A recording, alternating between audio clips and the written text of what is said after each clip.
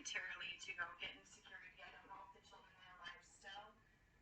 And um, nobody's called me back. They're at school. I mean, these people could have called the school to find out. I'm not, I just cannot believe this. And I wonder how many other parents have been put in this situation. It's embezzlement of family wealth at this point. I don't know if my children are alive. Those kids were. I'm sitting here and I'm reliving this. I'm reviewing all of my footage. I'm reviewing all of my paperwork. This is my full-time job. Nothing is a higher priority. Nothing ever will be a higher priority than what happened to my children, what happened to me, what happened to my parents, what happened to my siblings, even aunts, uncles, cousins. We were such a close, united family, and everybody knew that about us. We were always so close, my family. Even, when my parents had separated and what have you. I had two parents that if I was not getting along with my father, my mother would always say, Shannon, it's your father and you're going to talk to him. And my father always held the same rule. Shannon, it's your mother and you're going to talk to him. That's how they co-parented me, regardless of what went on. So this is not healthy. This is parental alienation. And what really bothers me is that at the age of your 40s, usually you're about to step into the caretaking position of your parents because they are starting to have health issues. So when there is some guy I'm on the phone with who I've never met before, and he's like, we'll come down to headquarters. What he doesn't understand is, I don't know if my children are alive. My father might drop dead of a heart attack. I don't know what is going on and how this could possibly happen, but you come to me as the public servant. And I really hate to flash the names, but I have to at this point. I understand some of these procedures and I understand safety always coming first. So I don't get in my car and drive if I can't. When you asked me to be at Monroe County Court, when you didn't know and you couldn't prove if my children were alive, you put every driver in this county that was on the road that day in danger. And I can prove that I was sober. All of my blood work has proven that. I mean, even October 11th, 2019, as a medicinal marijuana recipient, because you do lose the will to live and eat. And I have 4 other things going on. Nobody's business. I shouldn't have to admit that, but at this point, I have to prove this to people. This can happen to you. I'm New York State certified.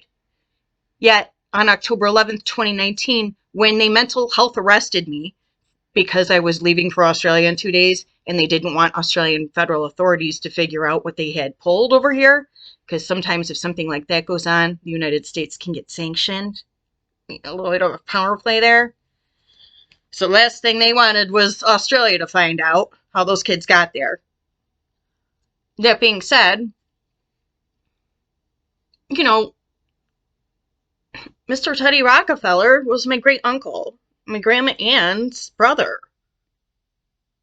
That's Anna Kennedy and Arthur Rockefeller's children. I'm their granddaughter. At least Ann's granddaughter, right? And so Uncle Teddy, he's a police officer. Like, we were taught to obviously trust and love police. Then there's my Uncle Mike. Now, I personally, at this point, especially in my life after what's happened here, we should be funding firemen because they walk into the building or the situation regardless of what they can see or not see, meaning there's no color, race, creed, sex ever thought of. They go in, they get the Vicks out, and then they assess the situation, It's just a higher breed. But these guys aren't getting paid, and they're not getting funded the way they should. I don't ever want to see a man show up, a man or a woman, with a gun, show up at a minor's mental health situation, supposed mental health situation, because some of this is getting abused, with a gun ever again. You give me a fireman and an EMT any day of the week. They're trained for this. Some of these police officers aren't, and I understand it is because you have such significant trauma. I get that. Now, I really understand it. I had 7 of you men in unmarked vehicles wearing jeans and t-shirts. I had just talked to the United States Marshals. Why in my life after saying, I don't want the pull apart 22 because I'm headed to Australia. I'll be there for a month. I told you everything. Why would you make that decision? You put every one of your lives in danger. Who gave the orders? That's who you need to go after. That's what the younger guys need to know, and women. I know there's women there. I don't know how you do that job. Oh my God. Oh God. I have no idea how so many people serve. But, you know, you put everybody's lives in danger that day, including my my neighbors were there. You knew I had a clean criminal history. I'm so like, I just can't believe this happened. And I can't believe nobody's coming to the defense of the fact that, look, we never had anything on her. There are people who instructed people to do things they shouldn't have done. And it did put many public servants who are innocent, and I know that because I know the kind of people I came from, like I just named the two. You have no idea the kind of respect. Uncle Mike was like the safety captain of RFD. You know how many times he'd been really injured? And we were scared? That's not an easy thing to live with as a family member. So I have so much respect. But then now with this going on that long, and I know some of you know who I came from, it doesn't mean we have money. It means we've worked. And I did work until you stopped letting me. And what am I going to do? What am I going to do? What am I going to do if none of you are there to help? So what's going on? Are people being held hostage somehow? Are people being blackmailed, threatened, coerced? We've got to start talking because our children are watching. I'm not going down as one of these people that didn't care about our children, our lives, and our family estates. If they get us all to go bankrupt, and guys, start looking at who didn't get furloughed. Who didn't get furloughed here? I mean, now we've got people so intelligent in the medical communities, they're like, it's not worth my life or my kids. Because when I go home in the evening, I'm bringing it home to my family. I'm telling you what, right now, if I ended up with a, certain situation and I should get a civil attorney and this should, L3 Harris, it's 18 billion in revenue a year. You pulled this stunt. I called your compliance office, all of that prior to the gag orders, which again, completely clean, nothing, imagine not being able to reach out when your children are possibly being held hostage. That's great. That's a lot of fun every moment. Your breathing feels like you're the parent at the Golisano Children's Hospital in the waiting room while the kid's in there for open heart surgery. And I know that feeling because I've had two siblings go through open heart surgery at the Golisano Children's Hospital. And I've sat in those waiting rooms. And I remember looking at my sister when my little brother went in. And we were sitting there and, a couple hours gone by. Those things don't, it takes time. I think it was Dr. Alfieras was his surgeon. And ironic, I had later assisted with the administration of the Golisano Children's Board Hospital meeting. And Dr. Alfieras actually did a presentation. And it was really kind of like a pivotal moment in my life.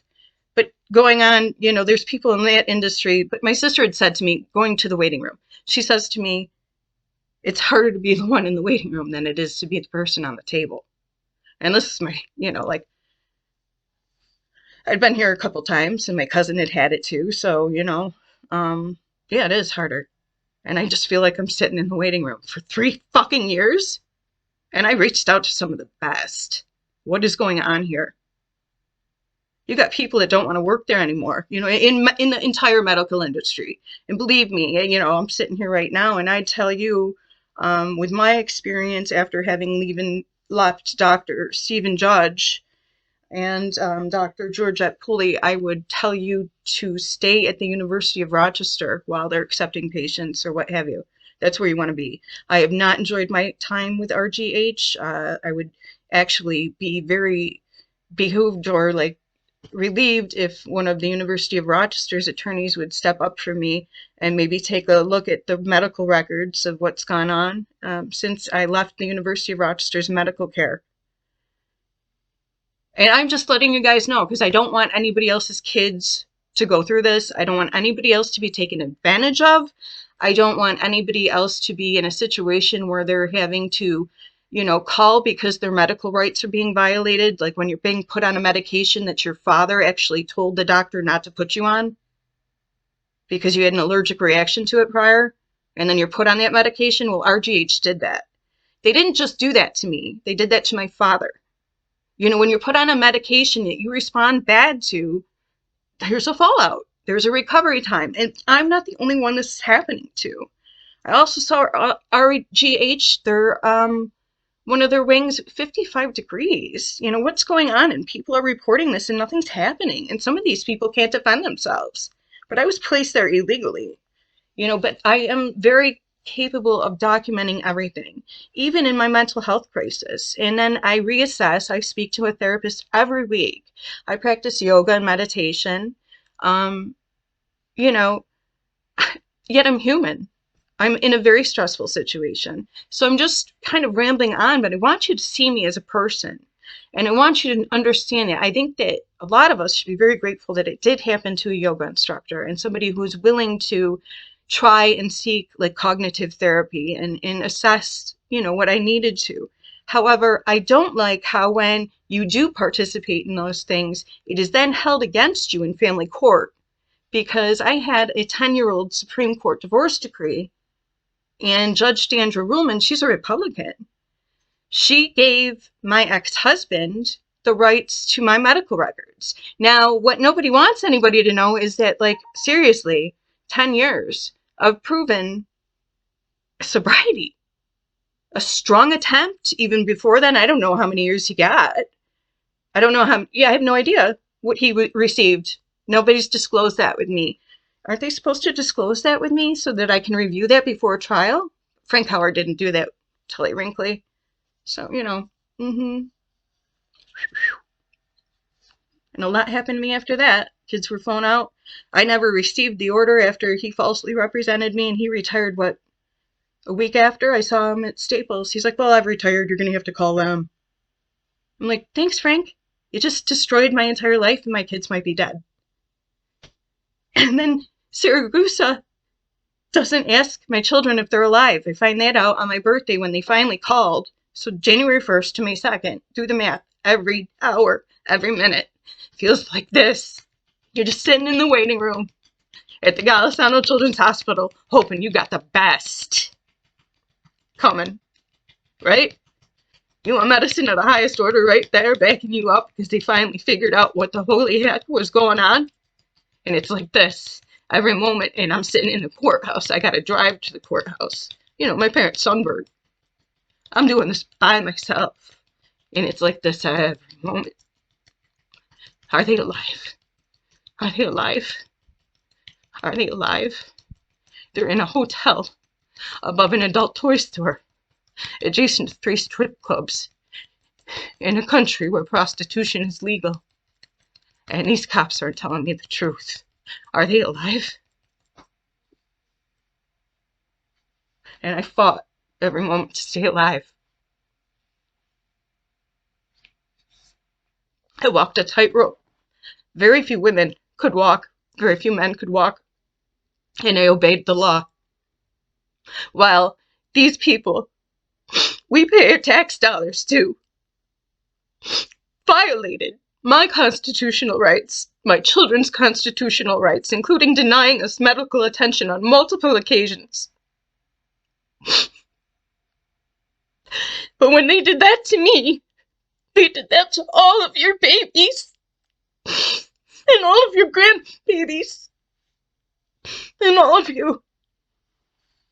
And there's gonna come a day where you're going to face the judgments you have faced against others. So I can only imagine how many of these public servants or the people that found out have been blackmailed or coerced into something. I know how they get people. I know how they get people through addictions. I know how they go at you. But stop being scared of them. Have no fear. You know what I mean? We've got to start protecting our children, our states, and stop judging one another. Because you just don't know who's being held. I made 2 mistakes in my life. Big ones. The biggest ones, my tipping points, not believing Anna Ray and Brooke when they were trying to tell me what was happening and making light of it just to be a happy mother. And they both made attempts to tell me the truth, and I didn't give them the benefit of the doubt. So believe your children rather than anybody else. And leaving the laboratory for laser energetics, I just didn't fit in anywhere else. You know, I'm used to sandals and Birstocks and people who are smarter than me. So it's been a terrifying experience since I left there. For the friends from there that have stayed in touch with me, you've been my angels. You've made me remember who I am, how to document everything. I love how I was mentored there. And, you know, I'm grateful that for the experiences that I had. And I am sorry that I had to leave on medical leave, but, you know, it just became so imperative for me to be taking care of Anna and Brooke because Ray was always everywhere.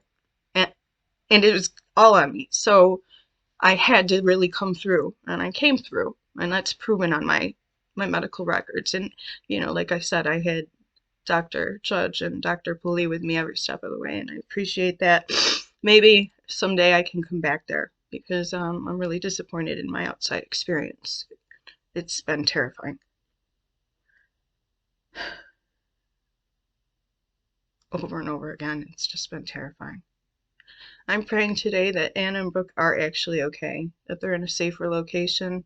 I know that this is humiliating for them and that this is why they're upset with me, but at the same time, I'm not going to let another parent ever suffer through this without me have warned them, because I'm just going to go to the next dimension when I do pass away. Eventually, you lose the will to live. It'll never be, you know, by my hands, but eventually, you know, your heart just stops. The anemia kicks in or something. And I'm fighting. I am on the medication I'm supposed to be on. I do talk to my therapist every week, so I'm doing a heck of a lot better than everybody wanted me to. However, it's taken a toll on other areas of my health, and that did take a toll on my education. I can prove that. I can prove through not only medical records, which I shouldn't have to, that's a HIPAA violation, but through therapy and through just, you'll see where it just went downhill after so long. After April 23rd, the last fake attempt at a trial that Ruhlman gave me, my life just fell apart. It just was really just downhill. And I had a couple of friends that really have stuck through with me and cheered me up, but this is all documented. I've got to shorten it, I suppose. I'm not even sure I'll ever use it. But I've got a blog. And at some point, maybe this just all comes out live and it's like, hey, guys, we got to start talking to each other. And watch who's taking care of you medically. Because sometimes people do the wrong thing on purpose.